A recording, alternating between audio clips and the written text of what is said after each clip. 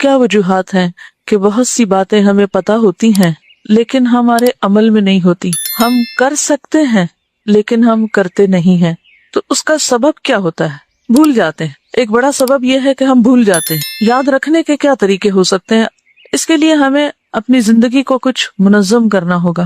اگرچہ یہ کام بچپن سے شروع ہوتا ہے، زندگی کے جو ابتدائی سال ہیں جب شخصیت کی فارمیشن ہو رہی ہوتی ہے تو اس وقت نسبتاً آسان ہوتا ہے. آپ میں سے کچھ لوگ اس دور سے گزر رہے ہیں، لیکن میں سمجھتی ہوں کہ اٹس نیور ٹو لیٹ. زندگی کا خواہ کوئی بھی حصہ ہو، تاخیر نہیں. کیونکہ جب نبی صلی اللہ علیہ وسلم دنیا میں تشریف لائے تو سب لوگ بچے تھوڑی تھے، سب لوگ جوان تھوڑی تھے، ہر طرح کے لوگ تھے. کسی کو 1 سال، کسی کو 2 سال، کسی کو 10 سال ایک چیز پر عمل کرنے کا موقع ملا.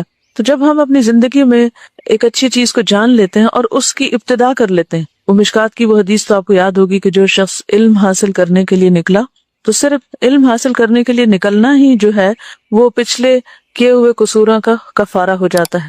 کانا کفارۃ لما مضی. طلب علم جو ہے وہ پچھلے گناہوں کا کفارہ بھی ہے. اچھا، ان میں صرف گناہ نہیں ہے، ان میں کفارۃ لما مضی. لما مضی میں کیا؟ جو بھی ہو چکا، جو کوتاہی ہو گئی، جو کمی ہو گئی، جو عادت اتنے دن ہمیں نہیں پڑی، تو اس سے ہمیں ایک امید ملتی ہے، ایک ہوپ ملتی ہے. کیونکہ عموماً ہم جس بھی عمر کے حصے میں ہیں، مثلاً میں اب جو کوئی کام نیا سیکھتی ہوں، شروع کرتی ہوں، تو تھوڑی دیر کے لیے ایک ریگریٹ ضرور ہوتی ہے کہ اتنے سال پہلے کیوں نہیں پتا چلا. اگر اتنے سال پہلے میں یہ شروع کر لیتی تو اب تک کتنا کر چکی ہوتی. لیکن بات یہ ہے کہ اگر آج بھی پتا چلی ہے اور آج سے بھی عمل شروع کر دیا ہے تو انشاءاللہ تعالیٰ پچھلے کو بھی کفارہ ہو جائے گا. تو اس سے پھر وہ جو ایک ندامت اور ایک مایوسی سے آنے لگتی ہے وہ نہیں رہتی. لیکن یہ اسی وقت ہو سکتا ہے کہ جب ہمارا علم ہمارے عمل میں بھی بدلے. اگر علم عمل میں نہیں بدلتا تو اس کی ہمیں زیادہ فکر ہونی چاہیے. اور اس کو بدلنے کے لیے کیا کیا طریقے ہو سکتے ہیں؟ مثلاً نمازوں کے خشوع پہ بہت بات ہوتی رہی. اب یہ قرآن پاک کی کچھ مخصوص آیات آپ حفظ کر رہے ہیں. طریقہ آپ اپنے اعتبار سے کوئی بھی کر سکتے ہیں، کیونکہ ہم آپ کے لیے کوئی ایک فکس نہیں کریں گے. دین میں نئی باتیں فکس کرنا جو ہے یہ سب کو ایک چیز کا فرض کے درجے میں پابند کرنا تربیت کے لیے ایک خاص وقت تک کے لیے تو ہو سکتا ہے، لیکن مستقل طور پر کوئی بھی نیا طریقہ ایجاد نہیں کیا جا سکتا کہ دین کے معاملے میں اس طرح کی پابندی کسی پہ مستقل نہیں ڈالی جا سکتی. ہاں، ایک مشورہ ضرور دے سکتے ہیں جو تجربے اور مشاہدے میں کامیاب مشورہ ہے کہ مختلف نمازوں کے ساتھ مختلف چیزیں آپ باندھ لیں. یہ جو 5 نمازیں ہیں یہ 5 اوقات ہیں اور 5 نشان ہیں. ایک طرح سے دن کے مختلف حصوں میں ہمیں جگانے کے، غفلت سے نکالنے کے، اللہ کے قریب ہونے کے 5 مقامات ہیں، 5 نشانات ہیں، 5 اوقات ہیں. اگر ہم ان کے ساتھ کچھ اپنے معمولات کو، کچھ چیزوں کو باندھ لیں تو انشاءاللہ آپ دیکھیں گے کہ غیر محسوس طریقے سے چیزیں ہوتی چلی جائیں گی. اور صرف نمازوں کے ساتھ ہی نہیں، کچھ اور اوقات کے ساتھ بھی. مثلاً سو کر اٹھنے کے بعد یہ کوئی ایک عمل، فجر کی نماز کے بعد ایک، گھر سے نکلتے ہوئے کوئی کام، کوئی ایک ذکر، مثلاً راستے کے لیے آتے ہوئے، جاتے ہوئے، کھانا پکاتے وقت کوئی ایک مخصوص چیز اپنے لیے لازم کر لیں. اور ہر ایک کے چونکہ رولز مختلف ہیں تو گولز بھی مختلف ہوں گے. تو آپ اپنے پہلے رولز دیکھیے کہ آپ کا رول کیا ہے. ایک شخص کے کئی رولز بھی ہو سکتے ہیں، ایک شخص کے کئی رولز ہو سکتے ہیں. مثلاً آپ کا ایک رول کیا ہے گھر میں ایک ماں کا، فار ایگزامپل. ماں ہونے کی حیثیت سے پھر آپ کے گولز فرق ہو جائیں گے. جو لوگ ابھی تک ماں نہیں بنے، بچیاں ہیں ینگ، تو ان کا ابھی یہ رول مسنگ ہے. ان کو ہم ایسے گولز نہیں دے سکتے کہ جو بحیثیت ایک ماں کے آپ پورے کر سکتے ہیں. اسی طرح اگر آپ ایک طالب علم ہیں، سیکھ رہے ہیں ابھی، آپ کے گولز مختلف ہو جائیں گے. اور اگر آپ ایک استاد بن چکے ہیں یا یہ کہ آپ مختلف جگہوں پر کلاسز لے رہے ہیں، تبلیغ شروع کر دی آپ نے، تو آپ کے جو گولز ہیں وہ فرق ہو جائیں گے. تو ہمارے کچھ گولز ایسے ہیں جو کامن ہیں. بحیثیت ایک مومن کے، اللہ کے ایک اطاعت گزار بندہ ہونے کے، کچھ کام ہم سب کو لازمن کرنے، جیسے نمازوں کی پابندی، جو فرائض اللہ نے ہم پر مقرر کیے ہیں وہ فرائض ادا کرنے ہیں. اسی طرح کچھ چیزیں ہمارے اوپر فرض تو نہیں کی گئی، لیکن وہ اتنا اجر اور اتنا درجہ ہے ان چیزوں کا کہ اگر ہم وہ کر لیں تو درجات کی بلندی کا سبب ہوگا. اور ہمارے پاس واقعی ایسے اوقات ہوتے ہیں کہ ہم کر سکتے ہیں. تو ایک ایک لمحہ قیمتی ہے جو واپس نہیں لایا جا سکتا. اور سورۃ المنافقون کی آخری آیات جو ہیں وَلَن يُؤَخِّرَ اللَّهُ نَفْسًا إِذَا جَاءَ أَجَلُهَا، جب موت کا وقت آ جائے گا تو کسی کو ایک لمحے کی مہلت بھی نہیں ملے گی، کسی کو کچھ بھی اور وقت نہیں ملے گا. تو اصل چیز جو کچھ بھی ہمارے پاس ہے نعمتوں میں سے سبھی قیمتی ہیں، لیکن سب سے زیادہ جو چیز قیمتی ہے، جو نہ خریدی جا سکتی ہے، نہ ادھار لی جا سکتی ہے، نہ کوئی اپنے حصے کی ہمیں دے سکتا ہے. وہ کیا ہے؟ وہ وقت ہے. تو اگر ہم اس وقت کے سال نہیں، مہینے نہیں، ہفتے نہیں، دن نہیں، گھنٹے نہیں، منٹ نہیں، سیکنڈ اور سیکنڈ سے کم کا بھی صحیح استعمال جب تک نہیں سیکھتے تو ہم خسارے سے نہیں بچ سکتے. اسی لیے اللہ تعالیٰ نے سورۃ العصر، عصر زمانہ یا وقت کا دوسرا نام ہے، اس کے ساتھ ہی فرمایا ان الانسان لفی خسر، یقیناً انسان خسارے میں، سوائے اس کے کہ آپ یہ 4 کام کریں جو آگے اس میں بتائے گئے. تو اب وہ 4 کام تو موٹے موٹے ہیں، ایمان لاؤ اور عمل نیک کرو بھی. وہ کون سے نیک عمل؟ ان کی کوئی ڈیٹیل بھی تو ہوگی. تو اس ڈیٹیل میں کیا ہے کہ آپ اپنے پہلے تو فرائض پورے کریں، اور صرف فرائض کے حد تک اکتفا نہ کریں بلکہ اس کے ساتھ ساتھ پھر اپنے باقی جو ذمہ داریاں ہیں اور باقی جو بہترین استعمال ہے لمحے لمحے کا. یعنی ہمیں یہ نہیں دیکھنا کہ آج کا ہمارا دن کیسے گزرا، صرف یہ نہیں دیکھنا ہمیں، بلکہ کیا دیکھنا ہے کہ آج صبح دوپہر شام، پھر صرف صبح دوپہر شام نہیں، ہمارا گھنٹہ گھنٹہ کیسے گزرا، اور گھنٹہ گھنٹہ نہیں، ہمارا لمحہ لمحہ کیسے گزرا. جیسے ایک بزرگ نے کہا تھا نا کہ اپنا احتساب اس طرح کرو کہ تم ہر لمحے یہ دیکھتے رہو کہ جنت سے کتنے قریب ہو رہے ہو، جہنم سے کتنے دور ہو رہے ہو، اللہ سے کتنے قریب ہو رہے ہو، شیطان سے کتنے دور ہو رہے ہو، یا وائس ورسا. تو ایک مومن تو ہر لمحہ چوکس رہتا ہے اور اپنے تمام لمحات کی حفاظت کرتا ہے. یعنی ہمیں اپنے تمام لمحات کی حفاظت کرنا ہے. اب یہ حفاظت کس طرح ممکن ہے؟ اس میں ایک تو یہ کہ الحمدللہ اللہ کا شکر ہے ہمیں بہت سے غلط کاموں کا پتہ چلا، ہم نے ان کو اپنی زندگی سے نکال دیا. کچھ عبادات کا، کچھ نیکی کے کاموں کا پتہ چلا، وہ ہم نے اختیار کرنے شروع کر دیے. لیکن ابھی بھی میں دیکھتی ہوں کہ اگر دن ضائع نہیں کرتے ہم تو گھنٹے ضرور ضائع کر دیتے ہیں. اگر گھنٹے ضائع نہیں بھی کرتے ہم الحمدللہ تو منٹس تو ضرور ضائع کر، اور سمیت میرے ہم سب اس کوتاہی کا شکار ہیں. اور پھر صرف اتنا نہیں کہ استعمال کرنا ہے ان اوقات اور لمحات کو، بلکہ ہمارا اصل مقابلہ کس چیز کا ہے کہ ہم نیکی میں آگے کتنا بڑھتے ہیں اور اس کا بہترین استعمال کیسے کرتے ہیں. یعنی ایک تو یہ ہے نا کہ ہم نے اوقات گنوائے نہیں، ضائع نہیں کیے، سستی اور کسل مندی سے کام نہیں لیا. پھر یہ اگلی سٹیج آ گئی، اگلا درجہ آ گیا کہ ہم نے اچھے کام میں لگائے. پھر صرف اتنے پہ نہیں رہنا ہمیں، بلکہ اس سے آگے بڑھ کر یہ سوچنا ہے کہ اس سے بہترین جو موجودہ ہماری انویسٹمنٹ ہے، اس سے بہترین انویسٹمنٹ کیا ہو سکتی. تو جہاں تک لمحات کی حفاظت کا تعلق ہے تو اللہ کا ذکر آپ کے ساتھ ہے ہر وقت. کچھ نہیں آپ کو اس کے لیے کرنا پڑتا. آپ آدھی نیند میں بھی ہیں تو آپ کی زبان ہل سکتی ہے، آپ اپنے دل میں اللہ کو یاد کر سکتے، کیونکہ بعض اوقات زبان تک ہلانے کی ضرورت نہیں اگر پاسبل نہیں ہے آپ کے لیے. یعنی کچھ وقت ایسے ہوتے ہیں یا کچھ جگہ ایسی ہوتی ہے کہ جہاں آپ زبان اور ہونٹ بھی نہیں ہلا سکتے، یا معیوب لگتا ہے بعض اوقات کہ آپ کسی مجلس میں بیٹھے تو آپ دل سے تو اللہ کو یاد کر سکتے ہیں نا. اور ذکر جو ہے، جتنے بھی اعمال ہیں ان سب میں انسان کے درجات کی بلندی کا سبب جو وہ ذکر ہے. بلکہ یہ ایک اضافی عمل ہے نا. ایک اضافی عمل کیسے؟ جیسے نماز ہے تو نماز میں پھر ذکر، یعنی نماز فریضہ بھی ہے اور ساتھ اللہ کا ذکر بھی ہے. روزہ ہے تو روزے میں ذکر، حج ہے تو اس میں ذکر، کسی کی عادت کرنے جا رہے ہیں تو اس میں ذکر، گھر کا کام کر رہے ہیں، کھانا پکا رہے ہیں. یعنی یہ عمل ایسا ہے یہ جو ایک اضافی عمل بھی ہے اور اضافی اجر بھی ہے اس کا. یعنی آپ نیکی کے کام کو مزید نیک بنا سکتے ہیں، بہترین بنا سکتے ہیں اگر آپ اس میں اللہ تعالیٰ کا ذکر شامل کر لیتے ہیں. آپ ایک جائز، مباح، بہترین نیکی کا کام کر رہے ہیں. مثلا آپ کسی کی مدد کر رہے ہیں، کسی کی خدمت کر رہے ہیں، بذات خود یہ ایک بہت ہی بہترین عمل ہے. لیکن اس بہترین عمل کو مزید کیسے آپ بہترین بنا سکتے ہیں؟ مزید اس میں ذکر کر کے. آپ خاموش بیٹھنے کی بجائے، چاہے آپ ایک بہت اچھا اعلیٰ درجے کا کام کر رہے ہیں لیکن ساتھ آپ ذکر جاری رکھ سکتے ہیں. ایک تو یہ ہے لمحات کی حفاظت اور ان کا بہترین استعمال. اور پھر اس کے بعد یہ ہے کہ علم حاصل کرنا ایک بڑی فضیلت کا کام ہے، لیکن جو ہمارے پاس علم ہے اس علم کو عمل میں لانا اور پھر اپنے گولز متعین کرنا، اپنے اہداف متعین کرنا اور پھر اہداف کو اوقات کے ساتھ باندھنا، یہ بے حد ضروری ہے. جو شخص بغیر کسی پلاننگ کے دن کا آغاز کر لیتا ہے اور بغیر سوچے سمجھے کہ مجھے کیا کرنا ہے، بس ٹھیک ہے جو سامنے آیا کر لوں گا، تو وہ دراصل اپنے آپ کو ضائع کرتا ہے. تو ہمیں اہداف مقرر کرنے، اور اہداف مقرر کرنے کے لیے پھر ہمیں اپنے رولز دیکھنے. تو آپ سب ایک تو کام آج یہ کریں کہ اپنے اپنے ذرا حیثیتوں کا تعین کریں کہ آپ کے رولز کیا کیا ہیں، آپ کی حیثیتیں کیا کیا ہیں. مثلا آپ ایک بیوی ہیں، آپ ایک ماں ہیں، آپ ایک بیٹی ہیں، آپ ایک طالب علم ہیں، آپ ایک استاد ہیں، آپ ایک سماجی کارکن ہیں. یعنی وٹ ایور جو بھی آپ ہیں، یہ کس کس حیثیت میں آپ کی ذمہ داریاں ہیں. آپ ایک خاتون خانہ ہیں تو اپنی حیثیتوں کا تعین کیجئے، ٹھیک ہے. اچھا، پھر اس کے اعتبار سے اپنے گولز مقرر کیجئے. آپ کو کہاں، کتنا اور کیا کرنا ہے، اور صرف کیا نہیں کرنا بلکہ اس سے بہتر کیا ہو سکتا ہے، اس سے اعلیٰ کیا ہو سکتا ہے. مثلا آپ اپنی عبادات کو اپنے سامنے رکھتے ہیں کہ مجھے نماز پڑھنی، یہ میرے فرائض میں سے ہے. آپ کا ایک سب سے بڑا اور اہم رول کیا ہے کہ آپ اللہ کے بندے ہیں، اللہ کی عبادت آپ کے اوپر ایک فرض ہے، آپ اپنے اوپر اس فرض کی ادائیگی کے لیے ٹارگٹ مقرر کرتے ہیں کہ دن میں اتنی نمازیں فرض ادا کرنی ہے اور اس کے ساتھ ساتھ مجھے اتنے نوافل پڑھنے ہیں مثلاً. تو اب یہ جو آپ نے اپنے گول مقرر کیا کہ آج کے دن میں مثلا مجھے اتنے نفل پڑھنے ہیں یا فلاں کام اتنا کرنا ہے، پھر آپ اس کو مزید کیا دیکھیں گے کہ اس میں سب سے بہترین طریقہ کیا ہو سکتا ہے، اس میں سنت کے قریب ترین چیز کون سی ہو سکتی. مثال کے طور پر ایک شخص سمجھتا ہے کہ اسے حج کرنا ہے، اس کا ایک ایم ہے یا اس کو ایک موقع مل رہا ہے، تو سب سے پہلے تو وہ یہ دیکھے کہ بہترین حج کس طرح ہو سکتا ہے، بس اخلاص کی بات ہے. اور پھر اس کا طریقہ کیا ہے، یعنی حج پہ تو بہت سے لوگ جا رہے ہیں، لاکھوں جا رہے ہیں، تو صرف جانا اور آنا ہی تو نہیں کام، وہ بہترین سے بہترین کیسے ہو سکتا ہے. حج ٹائم کا بیسٹ پاسبل یوز کیا ہو سکتا ہے، سب سے اچھا استعمال کیا ہو سکتا ہے، کون سے کام ایسے ہیں جو مجھے وہاں جا کے کرنے چاہیے کہ جس سے میرا یہ سفر ایک واقعی بہت ہی فروٹفل اور بہت ہی سکسیسفل اور بہت ہی فائدہ مند اور نفع مند سفر ہو جائے.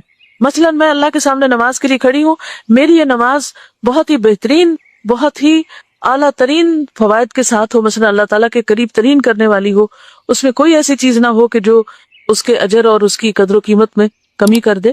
تو اس کے لیے پھر آپ کو ایسے طریقے، ایسے ہنر، ایسے سکلز، ایسے ٹپس، ایسے سیکرٹس، ایسے باتیں پتہ ہونی چاہیے، اور صرف پتہ نہیں ہونی چاہیے، ان کو کرنا بھی آنا چاہیے کہ جس سے آپ اپنے اسی وقت کو بہترین طریقے سے استعمال کر سکیں. تو ہمارا ٹارگٹ کیا ہے، یعنی فاستبقوا الخیرات کیا ہو سکتا ہے کہ صرف اتنا نہیں کہ ہم نماز پڑھے تو مطمئن ہو کے بیٹھ جائیں کہ پڑھ رہے ہیں. اسی طرح اگر آپ ایک استاد ہیں تو آپ اپنے کام کو اس سے بہتر اور اس سے بہتر اور اس سے بہتر کیسے بنا سکتے ہیں، آپ کو پتا ہونا چاہیے. نہیں تو آپ کو اس کی ہرس ہونی چاہیے، آپ کو سیکھنا چاہیے، آپ کا دماغ، آپ کا سوچ، آپ کا ذہن اس میں کام کرنا چاہیے. اچھا، اب یہ ہوتا ہے کہ بعض اوقات لوگوں کا ذہن بھی بڑا کام کر رہا ہوتا ہے اور بڑے فریش آئیڈیاز ان کے پاس ہوتے ہیں، اور ایک ایک خیال ان کا اتنا قیمتی ہوتا ہے کہ اگر وہ عمل میں آ جائے تو دنیا بدل جائے، بڑے بڑے مار کے وہ کر لیں. اللہ تعالیٰ سب کے اندر الہام کرتا ہے خیر کو، الہمہا فجورہا و تقواہا، سب کے اندر الہام ہوتے ہیں خیالات. لیکن آخر کیا وجہ ہے کہ سب لوگ اپنے ان خیالات سے فائدہ کو نہیں اٹھاتے؟ تو میں یہاں آپ کو شریک کرنا چاہوں گی گفتگو میں کہ مجھے یہ بتائیے کہ آخر کیا وجہ ہے کہ بہت سے لوگ اپنے علم سے فائدہ نہیں اٹھاتے، اور اللہ کی طرف سے جو وقتاً فوقتاً ہماری الہامی رہنمائی ہوتی رہتی، الہامی رہنمائی کے اچھے اچھے آئیڈیاز جو ہمیں آتے رہتے ہیں، جتنے زرخیز ذہن ہوتے ہیں اتنے بہترین چیزیں، اور پھر یہ تمنائیں، خیال، آرزویں، میں یہ کر پاؤں، دعائیں، خواہشات جو نیکی کی خواہشات ہیں، آخر کیا وجہ ہے کہ وہ عمل میں نہیں آ پاتی؟ اس کی کوئی مجھے پریکٹیکل ریزن بتائیں تاکہ ان اسباب پہ قابو پائیں ہم، اور اپنے آپ کو ضائع ہونے سے. ہم سب یہ تو کہتے ہیں یا اللہ مجھے ضائع ہونے سے بچا لے، الحمدللہ یہ دعا مانگنا آگے اور مانگتے ہیں، لیکن آپ کو معلوم ہے کہ ہر دعا کے لیے 7 کوشش شرط ہے. صرف مانگ کے نہ بیٹھ جاؤ، اس کے لیے کچھ جو تمہیں اللہ نے دیا وہ بھی تو اللہ ہی نے دیا نا، اس کو استعمال کرو، کام میں لاؤ. آپ مجھے کوئی واقعی وہ سبب بتائیں، اپنے آپ سے سوچ کے بتائیں کیا بات ہوتی ہے، کیا وجہ ہوتی ہے. آپ بڑا اچھی نیت بھی مانتے ہیں، بڑا اچھا سوچتے ہیں، بڑا جذبہ ہے آپ میں ماشاءاللہ، بہت علم بھی ہے آپ کے اندر.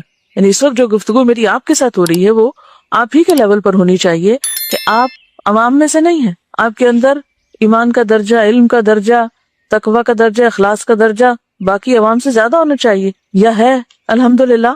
تو پھر وہ ساری چیزیں یا بڑی ہیں یا ہونی چاہیے، یا آپ سوچتے ہیں کہ ہو اور وہ ہو کوئی نہیں رہی. کیوں ایسا ہوتا ہے؟ سارے جذبے ڈرے رہ جاتے ہیں، یا سارے علم جو ہیں وہ بس پڑے رہ جاتے ہیں، یا جو سیکھا ہے وہ بھی فیل ہونے لگ گیا کہ وہ واپس جا رہا ہے یا پیچھے نکل رہے ہیں آپ؟ کیا ہے وہ اسباب؟ کیونکہ اگر ہم یہاں مل بیٹھ کے اپنا احتساب نہیں کریں گے اور اپنے لیے نہیں سوچیں گے تو کیسے آگے بڑھیں گے؟ اور کون سی جگہ ہے پھر جہاں جا کر ہم اپنے آپ کو آگے بڑھانے کے لیے کوئی فورم تلاش کریں اور وہاں جا کے ہمیں کوئی سکھائے؟ نمبر 1، اپنی پرائرٹیز نہیں سیٹ کی. لکھتے جائیے. ٹال مٹول اور سستی سے کام لیتے ہیں، پلاننگ کے بغیر بس صرف نکل کھڑے ہوتے ہیں اور بس ہو جائے گا جو سامنے آئے گا. غفلت، سستی، بھول جانا. بعض اوقات آئیڈیاز تو بہت اچھے ہوتے ہیں لیکن وہ ایسے نہیں ہوتے کہ تنہا ہم ان پر خود سے ہی کچھ کر لیں، جب تک اس کے لیے ایک اجتماعی روح اور اسپرٹ اور دوسروں کی وتواصوا بالصبر نہ ہو. دیکھیے جو اللہ تعالیٰ نے نقصان سے نکلنے کے طریقے بتائے نا، اس میں صرف عمل صالح تک بات نہیں روکی گئی، اس میں اجتماعیت کی اسپرٹ دی گئی، وتواصوا بالحق وتواصوا بالصبر کی بات کی گئی ہے. ہم خواتین کے ساتھ ایک بہت ہی اہم مسئلہ یہ ہے کہ ہمارے موڈز بہت جلدی جلدی بدلتے ہیں، ہمارے اوپر جذباتی کیفیات بہت شدت سے اثر انداز ہوتی ہیں، جس کی وجہ سے ہم کوئی کام شروع بھی کر لیتے ہیں تو اس میں استقامت برقرار نہیں رکھ پاتے، اعتماد کی کمی ہوتی ہے، اور کیا ہوتا ہے، یعنی ہم اس بات کا انتظار کرتے رہتے ہیں کہ ہم بس جب ایکسیلنس کے لیول پر پہنچیں گے تو تب کوئی کام کریں گے، اور ابھی خوفزدہ ہیں کہ شاید ہم اس لیول پہ نہیں کر پائیں گے۔ چھوٹی چھوٹی باتوں پہ بہت جلدی ڈسکریج ہو کر جو کام شروع کرتے ہیں، ہر کام کے شروع میں ٹیرنگ پرابلمز ہوتے ہیں، ان کو ہم بہت سیریس لے لیتے ہیں اور مایوس جلد ہونے لگتے ہیں۔ جو بھی آئیڈیا آتا ہے بس اندھا دھند شروع کر دیتے ہیں بغیر اس کی فیزیبلٹی بنائے۔ دیکھیں، فرسٹ سٹیپ تو آپ لوگوں کا ہو چکا کہ آپ نے علم کے راستے میں قدم رکھا، آپ کو پتا چل چکا کہ اب کیا کرنا ہے اور کیا نہیں کرنا۔ جو اصل بات ہے، ان ساری باتوں کا جو خلاصہ آپ کہہ لیں اور جس کا جواب سورۃ العصر کے اندر ہی ہے، وَتَوَاصَوْا بِالْحَقِّ، یہ جو تواسی کا عمل ہے، یہ کون سا باب ہے؟ تفاعل۔ کیا اس کی خصوصیت ہے، کیا خوبی ہے اس کی؟ مشترک کوشش۔ ہماری متفرق کوششیں تو ہیں، لیکن مشترک کوشش، اجتماعی روح، دوسروں کو ساتھ لے کر چلنے کی جو روح ہے وہ نہیں ہے ہمارے اندر۔ یعنی ہم نے اتنا اپنے اپنے طور پر کتابوں سے بھی سیکھ لیا، اپنے اپنے طور پر استادوں سے بھی سیکھ لیا، لیکن اب اس پر عمل اکیلے نہیں ہو سکتا، کیونکہ اکیلے دنیا میں آپ رہ کیسے سکتے ہیں؟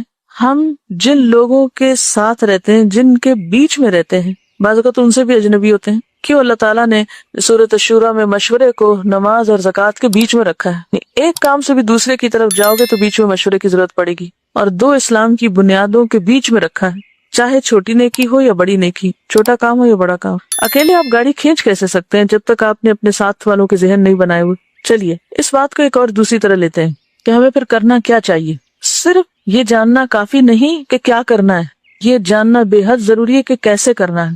یہ جتنی بھی رکاوٹیں ہیں یہ اس وجہ سے ہے کہ ہمیں یہ نہیں پتا کہ کیسے کرنا ہے۔ جب کیسے پہ بات آئے گی تو یہ جتنے چھوٹے چھوٹے مسئلے مسائل ہیں، چاہے باہر کا کسی کا پریشر ہے کہ کوئی کرنے نہیں دیتا، تو ہمیں پتا ہونا چاہیے ہم کیسے کریں۔ اگر پتا ہو کہ کسی کے دباؤ سے کیسے نکلنا ہے تو آپ نکل جائیں گے، اگر پتا ہو آپ کو کہ سستی سے کیسے نکلا جاتا ہے تو نکل جائیں گے۔ یعنی جب تک کیسے کا جواب نہیں آپ کو آتا، کیا کا تو پتا چل رہا ہے آپ کو بہت سارا، کیسے یہ نہیں پتا چلتا۔ اچھا، اس کے لیے ایک تو ہمارے سامنے رول ماڈل ہے اللہ کے رسول صلی اللہ علیہ وسلم کا۔ یہ سارے کام وہ کیسے کرتے تھے؟ تو سنت کے صرف سرسری نہیں، گہرے مطالعے کی ضرورت ہے۔ اچھا، عموماً ہم سیرت پڑھتے ہیں تو اس میں بھی ہم کیا دیکھتے ہیں کہ آپ نے کیا کیا کیا، آپ نے یہ بھی کیا، وہ بھی کیا، وہ بھی کیا، یہ جنگ لڑی، وہ وہاں کامیابی حاصل کی، مکہ فتح کیا کیا کیا کیا کیا کیا۔ ہمارا سارا علم کیا کے گرد گھومتا ہے، سنت اور سیرت کا بھی۔ ہم جو بھی احادیث پڑھتے ہیں، جو ابھی آپ کا اسوہ حسنہ پڑھتا ہے، اس میں صرف یہ دیکھتے ہیں کہ آپ نے کیا کیا۔ اس میں ہماری توجہ کم ہوتی ہے کہ کیسے کیا، طریقہ کار کیا تھا۔ حالانکہ اللہ کے رسول صلی اللہ علیہ وسلم نے جو کچھ ہمیں دیا وہ حکمت سکھائی ہے، یعلمہم الکتاب والحکمہ۔ ہم نے کتاب تو سیکھ لی لیکن حکمت نہیں سیکھی۔ اور حکمت دراصل کیا ہے؟ صرف آپ صلی اللہ علیہ وسلم کے وہ ورڈز نہیں ہیں بولے ہوئے جن کو آپ حدیث کا ترجمہ کر کے کہ حکمت کا معنی یہاں امام شافعی نے حدیث کیا ہے، ٹھیک ہے، مراد یہی ہے، یہ حکمت آپ صلی اللہ علیہ وسلم ہی سے متعلق ہے۔ یہ حکمت ہی تو کیسے بتاتی ہے، یعنی آپ کی ذات یا آپ کی سنت سے ہی تو ہمیں کیسے پتہ چلتا ہے۔ اچھا، جتنے بھی کام آپ دیکھتے ہیں دین میں، جب تک آپ نبی صلی اللہ علیہ وسلم کی زندگی میں یہ نہیں دیکھتے کہ یہ سب ان کے لیے پاسبل کیسے تھا، کبھی آپ نے غور نہیں کی؟ اتنی مصروف زندگی تو شاید ہی کسی اور انسان کی ہو، اتنی خطروں میں تو کسی اور انسان کی زندگی دیکھنے کو نہیں ملتی، اتنے معاشی حالات کی انتہا درجے کی مشقت۔ میرا خیال ہے کہ آج ہم میں سے ہر ایک کے پاس انڈیویجولی اور اجتماعی طور پر آپ سے زیادہ وسائل ہیں۔ وہاں جہاں مادی وسائل بھی نہیں ہیں، جہاں کاغذ نام کی چیز نہیں ہے، لکھ لے کے دفتر کوئی نہیں بھرے ہوئے، جہاں کتابوں کے انبار نہیں ہے، لائبریریاں کوئی نہیں ہیں، لیکن سب سے زیادہ بہترین عملی کام ہو رہا ہے۔ کیسے ہوا یہ؟ اس پر غور کرنے اور ان وجوہات اور ان چیزوں اور ان بنیادوں کو تلاش کرنے کی بے حد ضرورت ہے۔ جب تک وہ نہیں ہمیں ملتی یا ان کو نہیں ہم پہچانتے، ہم صرف کتابیں پڑھ کے یا کچھ کورس کر کے ایک اچھے مسلمان نہیں بن سکتے یا اپنا مقصد وجود پورا نہیں کر سکتے۔ اب ہم کچھ بنیادی چیزوں پر آتے ہیں جو آپ صلی اللہ علیہ وسلم کی زندگی میں تھی۔ اس میں آپ دیکھیے کہ پھر ہم ان ٹرمز میں بات نہیں کریں گے جس عموماً ہم صداقت، دیانت، شجاعت، امانت، یہ لفظ بڑے بڑے بول کے اور پھر بیٹھ جاتے ہیں۔ تو ہمیں بڑے بڑے فلسفے نہیں بولنے، اب وہ حکمت کی چھوٹی چھوٹی باتوں کو سامنے رکھنا ہے۔ آپ کا دن کیسے گزرتا تھا، آپ کا مہینہ کیسے گزرتا تھا، آپ کا سال کیسے گزرتا تھا، آپ کے ہفتے کیسے گزرتے تھے، آپ کی ٹائم مینجمنٹ کیا تھی۔ یعنی ایک وہ انسان کہ جس کے اوپر دنیا بھر کی ذمہ داری ہے، وہ صرف فرائض ہی ادا نہیں کر رہا نوافل بھی پڑھ رہا ہے، وہ صرف فرض روزے نہیں رکھتا، وہ نوافل کا بھی اہتمام کرتا ہے، وہ صرف قرآن کی تلاوت ہی نہیں کرتا، وہ سارے اذکار کا اہتمام کرتا ہے جو بعد میں لکھے گئے تو پوری پوری کتابیں بن گئی. تو کیسے کیا انہوں نے یہ سب؟ نبی صلی اللہ علیہ وسلم کے جتنے رولز تھے اگر ان سب کی لسٹ بنائے تو آج کی دنیا کے ہر انسان سے بڑی لسٹ ہے. یعنی ایک نبوت کا رول جو ہے نبی ہونے کا، اس میں کامیابی کو دیکھیں، ایک جرنیل ہے تو، ایک جج ہے تو، ایک سربراہ مملکت ہے تو، ایک باپ ہے تو، ایک شوہر ہے تو، کس کس رول کی بات کریں، ہر رول میں سکسیسفل ہے. اور آج ہمارا حال یہ کہ جب ایک رول ادا کرنے لگتے تو دوسرا لازمی متاثر ہو جائے. تو جو آپ صلی اللہ علیہ وسلم کی زندگی میں بہت زیادہ چیز نظر آتی ہے وہ اوقات کی پابندی اور تنظیم ہے کاموں کی. اور پھر کل آمنت باللہ ثم استقم، جو کہا وہ کر بھی لیا.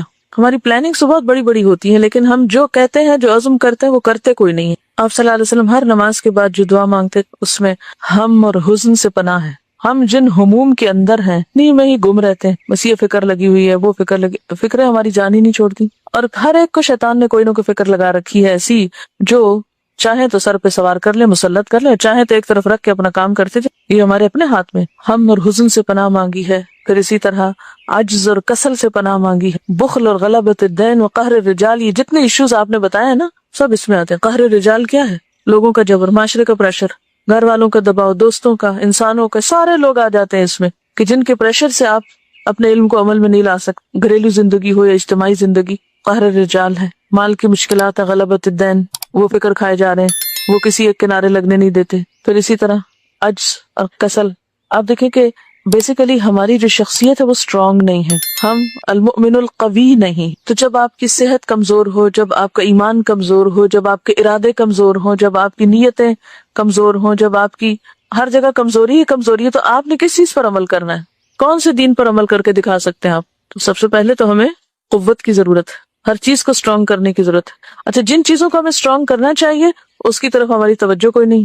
آج بحیثیت امت مسلمہ کے، بحیثیت اپنی قوم کے، آپ دیکھیں علمی معیار کا کیا حال ہے، وہ کتنا قوی ہے، ٹیکنالوجی کتنی قوی ہے. ہمارے پاس کون سی قوت ہے؟ ہاں اس پہ بہت خوش ہیں کہ ایٹمی قوت ہے. باقی انفرادی سطح پر جن قوتوں کی ضرورت ہے ان قوتوں کا کیا عالم ہے؟ کس کس چیز کی قوت ہونی چاہیے آپ ہی بتائیے ہمارے اندر. یعنی یاد رکھیے کچھ کر نہیں پائیں گے جب تک آپ قوی نہیں ہیں، جب تک آپ کے اندر قوت نہیں. کس کس چیز کی قوت چاہیے؟ ارادے کی قوت، ارادے کی پختگی، اور علم کی پختگی، ایمان کی قوت. اپنے نفس کے خلاف جتنی بھی چیزیں جاتی ہیں ان سب پر اپنے آپ کو تھام رکھنے کی، یعنی اپنے آپ کو روک لینے کی قوت، اپنے نفس کی باغیں کھینچنے کی قوت. لیکن ایک سرکش گھوڑا ہوتا ہے نا، نفس کو کیا کہا گیا ہے کہ وہ کیا ہے؟ دراصل سرکش گھوڑے کی طرح ہے. تو اس کی باغیں کس کے پاس ہے؟ ہمارے اپنے پاس ہے. اس کو کھینچنا جو ہے کہ اپنے آپ کو ایک حد پہ روک لینا، یعنی حدوں پہ روکنا. وہ حدیں خواہ دین نے مقرر کی ہو، خواہ عقل سلیم نے متعین کی ہو، یا پھر وہ ایک فطرت سلیم کی طرف سے ہو، ان حدوں میں اپنے آپ کو روک لینا. جب تک یہ قوت نہیں ہے اپنے پاس کچھ نہیں کر سکیں گے. آپ کے اپنے اندر ایک قوت ہوگی جس کی بنا پر آپ صبر کر سکیں، عبادت پہ جمے رہ سکیں، جو بھی نیکی کا ارادہ کریں اس پر آپ قائم رہیں. جب تک یہ نہیں ہوگا، جب تک آپ خود کمزور ہیں، کوئی بھی کام نہیں ہو سکتا. جو آپ نے آیات یاد کی ہیں عباد الرحمن کی صفات میں سے، ان سب کے آخر میں جو جزا بتائی گئی ان ساری کوالٹیز کو ایک کوالٹی میں ڈال دیا گیا کہ یہ سب بدلہ ان کے لیے کیوں ہے؟ بما صبروا، کیونکہ انہوں نے صبر کیا. اور صبر کیسے آ سکتا ہے؟ اسی وقت آ سکتا ہے جب آپ کے سامنے آخرت ہو، یقین ہو، آخرت کی جزا ہو. تو پھر ہی انسان اپنے آپ کو مشکل سے مشکل حالات میں روک کے اور تھام کے رکھ سکتا ہے. اور پھر آپ دیکھیے کہ یہی تو سورۃ العصر کا پیغام ہے. سب سے پہلے تو حق کا پتہ ہونا چاہیے، وتواصوا بالحق. اگر کوئی بھول رہا ہے تو اس کو یاد کرا دیں، اور پھر پتہ چل گیا تو حق پہ جم جائیں، وتواصوا بالصبر. کتنے دو مختصر لفظوں میں اللہ تعالیٰ نے پوری کامیابی کے راستے کی وضاحت کر دی. اور اس کے لیے آپ کو ایک دوسرے کا تعاون چاہیے، اجتماعی زندگی کی ضرورت ہے، تنہا نہیں کر سکتے. ایک دوسرے کی غلطیاں بتانے کی، ایک دوسرے کی غلطی سن لینے کی، ایک دوسرے کی بتائی ہوئی غلطی کو سننے کی قوت. یہ جو پرائرٹیز سے بات شروع ہوئی تھی نا کہ پرائرٹیز ہم نے متعین نہیں کی، یہ بہت بیسک بات ہے. اب یہ ہے کہ یہ سب کچھ کس طرح اسکروٹینائز ہوگا، کس طرح اس کو انالائز کیا جائے گا، ہم کہاں سے غلط ہیں. ایمانداری کے ساتھ سوچئے، بعض اوقات آپ کو دوسرے کی غلطی نظر آ رہی ہوتی ہے کہ مثلاً وہ وقت ضائع کر رہا ہے یا وہ اپنی صلاحیتوں کو ضائع کر رہا ہے یا اپنے علم کو ضائع کر رہا ہے. تو کتنی دفعہ ایسا ہوا ہے کہ ہم نے دوسرے کو انکریج کیا ہو, دوسرے کو تھاما ہو, دوسرے کو آگے بڑھایا ہو. یعنی دو طریقے ہوتے ہیں نا, ایک تو یہ کہ جیسے کو پھسل رہا ہے تو اس کو پکڑنا, اور ایک یہ ہے کہ ایک شخص کے پاس ایک خوبی ہے, بہتری ہے, اس کو آگے انکریج کرنا, اس کو آگے بڑھانا. ہم تو اس خوف سے ہی نہیں نکلے کہ اگر ہم نے کسی اور کو آگے بڑھا دیا تو شاید ہم تو بہت ہی پیچھے چلے جائیں گے پھر. اب آپ دیکھیں کہ نبی صلی اللہ علیہ وسلم ہی کی زندگی میں ہم پلٹ کے دیکھتے ہیں کہ آپ کے طویل سجدے کب ہوتے تھے, رات کو تنہائی میں, آپ کے اپنے ٹائم میں, اس ٹائم میں نہیں جب لوگوں کے آنے کا وقت ہوتا تھا. آپ کے قرآن کی تلاوت کس میں ہوتی تھی؟ آپ کیا ہماری طرح یہ اس طرح لے کے سامنے بیٹھتے تھے اور ہل ہل کے پڑھتے تھے؟ یہ تلاوت ہوتی تھی آپ کی. کس وقت تلاوت ہوتی تھی اور کیسے ہوتی تھی اور کہاں ہوتی تھی تلاوت؟ تلاوت کس کو کہتے ہیں؟ تہجد کے وقت میں, نماز کے اندر. ہم میں سے وہ اس چیز کا اہتمام کتنے اور کب اور کیسے کرتے ہیں؟ اب جب ہم نے فجر سورج نکلنے سے پہلے ہی تلاوت ختم کر لی تو دن میں کیوں کوئی آ کے ڈسٹرب کرے گا ہمیں؟ وہ وقت ہی نہیں ہے. دیکھیں, دن کا وقت جو ہے وہ لوگوں کا وقت ہے, کام کا وقت ہے, عمل کا وقت ہے. اس وقت آپ قرآن لے کر ہی کیوں بیٹھے؟ ہاں, اس صورت میں آپ کے لیے حلال ہے پھر لے کر بیٹھنا عام وقت میں, جب آپ ایک طالب علم ہیں. جب آپ ایک طالب علم ہیں تو سب کو پتا ہے کہ آپ طالب علم ہیں, آپ کا ٹیسٹ ہو سکتا ہے, آپ کو سبق سنانا ہو سکتا ہے, آپ کا یہ کام ہے, آپ پڑھ رہے ہیں, وہ سب کو پتا ہے, انڈرسٹوڈ ہے, دوسروں کو بھی پتا ہے. یا آپ ایک پڑھانے والے ہیں تو اس وقت بھی لوگ کہ ابھی اس کے اسکول جانے کا وقت ہے. آپ اپنے اوقات کی تنظیم اس طرح کریں کہ جیسے وہ حدیث آئی تھی نا کہ عقل مند شخص کے لیے لازم ہے کہ اس پر کچھ گھڑیاں گزریں یا اس کی کچھ گھڑیاں ان کاموں میں گزریں, ایسی گھڑی جب کہ وہ اپنے رب سے باتیں کرے. اب ایسا تو نہیں کہ آپ مثلاً کلاس میں بیٹھے ہوئے اور کلاس سے دماغ آف کر کے تو آپ اپنے رب سے باتیں شروع کر دیں. یہ وقت اس کام کے لیے تو نہیں ہے. اس کا وقت تو الگ مقرر ہونا چاہیے, اور جو چیز جس وقت کے لیے مقرر ہے اس وقت میں کریں. دوسرا, ساعتن یحاسب فیہا نفسہ, ایسی گھڑی جب کہ وہ اپنی ذات کا محاسبہ کرے. کیا یہ ہم کرتے؟ اور کون سا وقت آپ نے مقرر کر رکھا ہے؟ کوئی وقت تو ہونا چاہیے نا. ہماری ٹائم مینجمنٹ اور ہمارے اعمال کی جو تنظیم ہے وہ درست ہی کوئی نہیں ہے. نہ ہم نے وقت مقرر کر رکھا ہے اپنے رب سے باتیں کرنے کا, نہ وقت مقرر کر رکھا ہے ذات کے محاسبے کا. اپنے دن کے ڈیلی ٹائم ٹیبل میں دیکھیں کون سی جگہ ہے جہاں آپ یہ کام کرتے ہیں. کوئی اسکیجول ہے آپ کا, کوئی چارٹ بنایا ہوا آپ نے, آپ نے کہیں کھانے کھینچے ہوئے ہیں کہ یہ میرا کام آج کا تھا, میں نے کر لیا.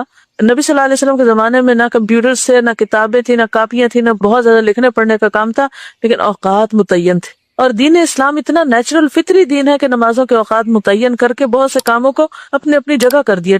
نماز ایک ٹائم ٹیبل بھی تو زندگی کا دیتی ہے آپ کو, ایک نیچرل ٹائم ٹیبل ہے آپ کا کہ آپ نے کیا کیا کام کرنے اور کس کس وقت کرنے. ان نمازوں کے ساتھ آپ آگے اور پیچھے باندھ لیں. جب گھڑیاں نہیں تھی, جب گھنٹوں کے حساب نہیں ہو سکتے تھے, تو صحابہ کرام کیا کرتے تھے؟ نمازوں کے ساتھ انہوں نے اپنے ٹائم ٹیبل بنا رکھے تھے کہ کون سا کام کس وقت کرنا ہے. ایسی گھڑی جب کہ وہ خدا کی تخلیق میں غور کر رہا ہو, اس کے لیے کون سا ٹائم آپ نے مقرر کیا ہوا ہے. نبی صلی اللہ علیہ وسلم جب تہجد کے لیے اٹھتے تو وضو سے پہلے ٹائم ٹیبل میں پہلا کام یہ تھا, ان فی خلق السماوات والارض واختلاف اللیل والنہار لآیات لأولی الالباب الذین یذکرون اللہ قیاما وقعودا وعلی جنوبہم ویتفکرون فی خلق السماوات والارض ربنا ما خلقت ھذا باطلا. وہ وقت ہوتا ہے غور و فکر کا جب آپ کا اصل نکل کے سامنے آتا. اور اگر آپ اٹھے ہی دن کے 10 بجے تو آپ نے تو وہ گھڑی ضائع کر دی, آپ نے تو وہ ٹائم کیا, یعنی وہ ایک ٹائم ٹیبل ہے نا, ایک نیچرل ٹائم ٹیبل ہے, وہ آپ نے اپنا سسٹم ہی خراب کر دیا. اور پھر دن کا کوئی اور وقت ہو سکتا ہے, سورج نکلنے کا وقت ہو سکتا ہے, غروب آفتاب کا وقت ہو سکتا ہے, یعنی کوئی بھی وقت ہو سکتا ہے, لیکن بہترین وقت وہ ہے جو آپ کی مکمل تنہائی کا اور یکسوئی کا وقت ہے. غور و فکر صرف اس وقت میں ہو سکتا ہے, اور یہ نہیں آپ گھنٹوں بیکار بیٹھے رہے اور آپ کہیں کہ جی وہ میں ذرا غور و فکر کر رہا ہوں. یہ مقصود نہیں ہے اس میں. وہ کیا ہے غور و فکر اصل میں, کہ لمحے بھر کے لیے اللہ کی کسی بھی تخلیق کے ذریعے اس تک بہت قریب ہو کے پہنچنا, یعنی اس کا بہت شدید قرب محسوس کرنا اس کی کسی چھوٹی سی بھی نعمت کے ذریعے. اور یہ لمحات آتے ہیں اگر آپ کو کچھ لمحے بھی مکمل یکسوئی کے نصیب ہو. ایسی گھڑی جب کہ وہ اپنے کھانے پینے کی ضرورتوں کے لیے وقت نکالے. اب اگر سارے کھانے پینے کے انتظار میں بیٹھے ہوئے اور آپ اپنے ذہن میں کتابیں لے کے کھڑے ہیں اور اس وقت آپ کا موڈ آف ہے کہ یہ کیا ہو رہا ہے, یہ کھانا پینا کیوں چل رہا ہے, یا یہ ہونا نہیں چاہیے, وٹ ایور, اور آپ اپنی کتابوں ہی کے پیچھے بھاگ دوڑ کر رہے ہیں. ہماری سب سے بڑی مشکل یہ ہے کہ ہم جس کام میں ہوتے ہیں اس میں نہیں ہوتے مینٹلی, اور نہ اس کے لیے یکسو ہوتے ہیں. ایک وقت میں دوسری چیز کا فکر اپنے اوپر لادے ہوئے ہوتے. اب ہم پھر آتے ہیں ایک بہت ہی پریکٹیکل اس چیز پر کہ سب سے پہلے آپ نے کیا کرنا ہے, اپنے رولز لکھیے. مثلاً 2 ہیں, 3 ہیں, 4 ہیں, 2-3 بڑے بڑے ہی لکھ لیجئے. مثلاً آپ ماں ہیں, بیٹی ہیں, طالب علم ہیں, ٹیچر ہیں, بیوی ہیں, خاتون خانہ ہے مثلاً 4-5 آپ لکھ لیجئے، یا کچھ اور آپ کی کوئی مصروفیت ہے آپ نے سوچی ہوئی ہے، اور پھر ان رولز میں آپ کے گولز کیا ہیں. مثلاً اگر آپ ایک خاتون خانہ ہیں تو آپ کی ذمہ داریاں کیا، آپ کو کیا کیا لازمی کرنا پڑتا ہے، کیونکہ ہر ایک کے فرق ہے نا، کچھ لوگوں کے بھی زیادہ ذمہ داری، کچھ پہ کم ہے. کیا کیا آپ کے ضروری کام ہے جو آپ کو کرنے ہیں، پھر یہ کہ ان کو کیسے کرنا ہے، کپڑے کس وقت دھونے ہیں، کھانا کس وقت پکانا ہے، کیا کیا کرنا ہے، اس میں بہترین طریقہ کیا ہے. اسی طرح اگر آپ ایک استاد ہیں تو آپ کو کیا کیا پڑھانا ہے، کون سا سبجیکٹ آپ کو پڑھانا ہے، اس کے لیے آپ کو کس کس چیز کا علم ہونے کی ضرورت ہے، اس کو آپ مزید بہتر کیسے بنا سکتے ہیں، اس میں آپ مزید کامیاب کیسے. پھر اسی طرح ایک بیوی کی حیثیت سے، ایک بیٹی کی حیثیت سے، ماں کی حیثیت سے کیا کیا ذمہ داریاں ہیں آپ پر، امت مسلمہ کے ایک فرد کی حیثیت سے کیا ذمہ داری ہے آپ پر، اور پھر ان کو ادا کرنے کے لیے آپ نے کون سا وقت مقرر کر رکھا ہے. یعنی سب سے پہلے تو اپنے رولز لکھیے، پھر گولز لکھیے، پھر اوقات لکھیے. اوقات لکھیے کہ کس کام کے لیے کون سا وقت آپ نے مقرر کیا ہے.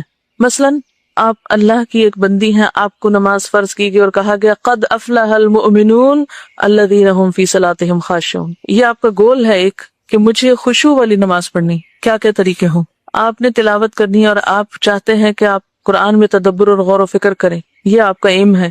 قرآن کے طالب علم یا استاد ہونے کی حیثیت سے یا امت مسلمہ کے فرد ہونے کی حیثیت سے آپ نے اس کے لیے کیا متعین کیا ہے، کون سا وقت مقرر کیا، کون سا طریقہ مقرر کیا ہے.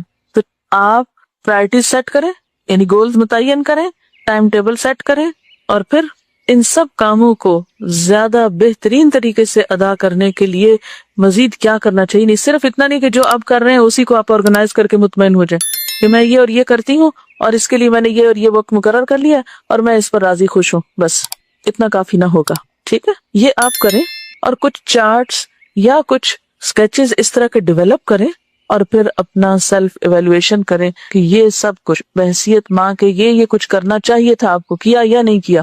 بہت عرصے تک اسی طرح کے انالیسز میں کرتی رہی ہوں کہ اپنے ٹارگٹس مقرر کیے، اتنا قرآن پڑھنا ہے، اس میں ہمیں یعنی سمجھ کے یا غور و فکر سے یہ تفسیر فلاں فلاں پڑھنی، اس کو متعین کیا، پھر اس کے لیے ہر روز کتنا پڑھنا ہے، ہر روز کتنا ٹائم مقرر کرنا اور کون سے ٹائم پہ پڑھنا ہے، وہ مقرر کر کے پھر ہر روز ٹک مارک کرتی تھی کہ کیا ہے یا نہیں کیا. اور اگر کہیں کسی وجہ سے نہیں ہوا تو پھر اس کو نیچے لکھتے کہ یہ سبب بنا، اور پھر آئندہ یہ سوچتی کہ اس سبب کے ازالے کا کیا طریقہ ہے. اور الحمدللہ اس سے کیا فائدہ ہوا کہ وہ جو زندگی کا ایک وقت تھا جب انسان کی ایک سوچ ڈیولپ ہو رہی ہوتی ہے یا ایک زرخیز ذہن ہوتا ہے نا، آہستہ آہستہ جب ذمہ داریاں بہت بڑھنے لگتی ہیں تو پھر ذہن کی زرخیزی میں بھی اثر پڑتا ہے. تو انشاءاللہ تعالی اس طریقے پر کچھ چیزیں آپ بھی ڈیزائن کریں، مشورے دیں، ہم بھی کرتے ہیں، اور پھر آپ سے آپ کے فائدے کی خاطر یہ توقع کریں گے کہ آپ اپنا حساب احتساب کرنا خود شروع کریں. یہ نہیں کہ ایک دفعہ ایک کام شروع کیا، چند دن کے بعد دیکھا وہ تو ہوا ہی نہیں، وہ تو میں بھول ہی گئی. خصوصاً ہم عورتوں کے ساتھ جو مجبوری ہے نا کہ جب نماز چھوٹتی، کیونکہ نماز تو پلر ہے نا دین کا، وہ پلر کے ساتھ بندھے ہوئے ہوتے ہیں، ہم جو ہی اس سے ڈھیلا پڑتے ہیں ایسے گم ہوتے ہیں، ایسے بھٹکتے ہیں، پھر بہت سی معمولات جو ہے وہ متاثر ہو جاتے ہیں. اللہ تعالیٰ نے ہمیں حق دیا نا، لنفسک علیک حق کا، تمہارے نفس کا تم پر حق ہے. نفس کا حق کیا ہے کہ جیسے میں نے آپ کو پہلے بتایا تھا کہ 4 چیزوں کے تقاضے پورے کرنا، جسم کے، عقل کے، روح کے اور جذبات کے، تب جا کے شخصیت میں بیلنس آئے گا. تو لنفسک علیک حق، کھانے پینے کا وقت ہے، پھر اسی طرح عقلی نشو و نما کے لیے پڑھنے کی ضرورت ہے، پھر اسی طرح روحانی اپنی عبادات کی، نمازوں میں یکسوئی کی اور خشوع کی ضرورت ہے، پھر اسی طرح جو جذبات ہیں ہمارے، ان کی تسکین کے لیے جو بھی اللہ نے طریقے رکھے ہیں ان کی، جیسے ہماری اولاد ہے، ہمارے بہن بھائی ہیں، رشتہ دار ہیں، دوست ہیں، یہ سارے کیا ہیں، دراصل ہماری جذباتی تسکین کے سامان ہیں.